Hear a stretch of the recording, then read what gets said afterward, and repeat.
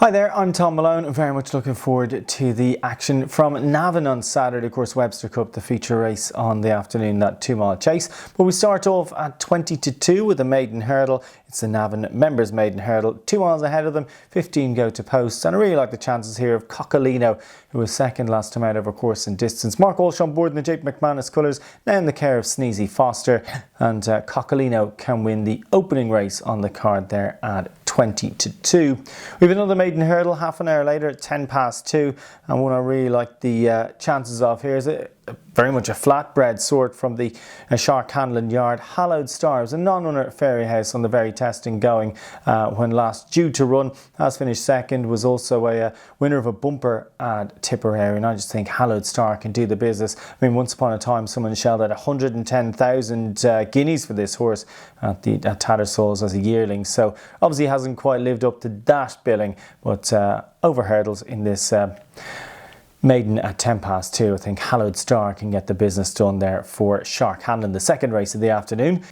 And the third race of the afternoon goes to post at 2:45. It is the Adair Manor Opportunity Handicap Hurdle. And one I like the look of here is Jiving Jerry by Jeremy from the James Barker Yard. Was third at Fairyhouse from last seen. But it's a really strong piece of form. Now the two that finished in front of Jiving Jerry that day will be rated too highly to get into this race. And the second, the fifth and the sixth from that race have also won since. So I looked a strong renewal that race that Jiving Jerry finished third in.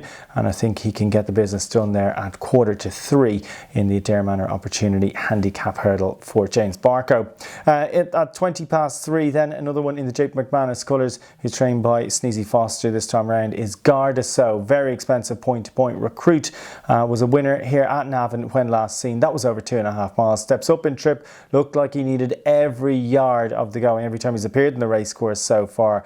Garda So. He's a real chaser in the making. The step up in trip will suit. I just think Garda So looks to have a really lively chance at 20 past 3. The feature race of the afternoon is the Webster Cup. It goes to post at 5 to 4.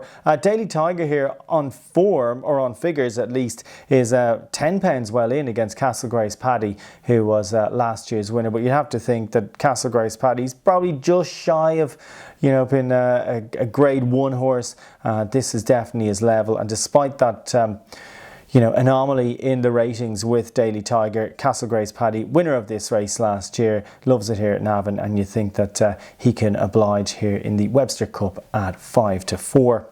Following that, at 4:30, we got a 3-mile handicap chase. It's a fascinating contest with lots of these in pretty decent form. Enjoy Dallin just touched off at Nace in the Leinster National last time out. Forza Milan, obviously very solid sort. Maybe 3 miles is slightly inadequate for him. Stormy Judge, a winner last time out. But I'm just going to chance Mr. Hendricks here, the top weight. Yes, he is to give plenty of weight away to the rest of the field. He's rated 146, whereas the next best is 137. But he's a huge big horse. He must be 18 hands, and he just looks like he jumps and gallops all day long.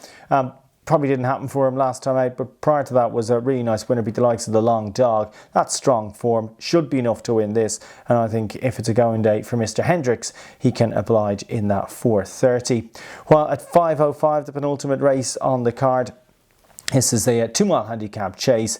An ordinary looking contest. We got the likes of Batsu in here at top weight, but maybe a horse who is in a bit of form is Stewin Cross. And I just think that one for the informed trainer there of Tom Gibney, who's had 2 winners from his last 8 runners. So a really hot stable.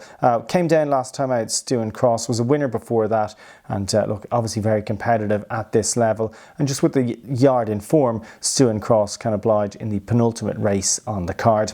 And as is tradition, we close out with a bumper at 20 to 6, grand stretch in the evenings. But this one is the flat racing again on March 22nd bumper. A wise man once said, never ignore Arthur Moore in the bumper. Well, he's got Apollo 10. Unfortunately, there's very little to go on for this See the Moon gelding, but Noel McParlin takes the ride there on board Apollo 10. Grady Hollow, you'd imagine, will be a warm order favourite, but I really like the chances of Little Big Rocky there from the Pat Downey Yard. Derek O'Connor on board, obviously very significant jockey booking. Finished second at Fairyhouse last time out when he was behind a runaway winner in O'Toole, but he actually made the bulk of the running and managed to stay on quite notably for second. So he was 250 to 1 that day. I think he might be a slightly shorter price on Saturday afternoon, but I hope Little Big Rocky, again with Grady Holly being a short price favourite, might get a bit of a price about Little Big Rocky and expect him to run a big race in our closer on the card at Navan on Saturday.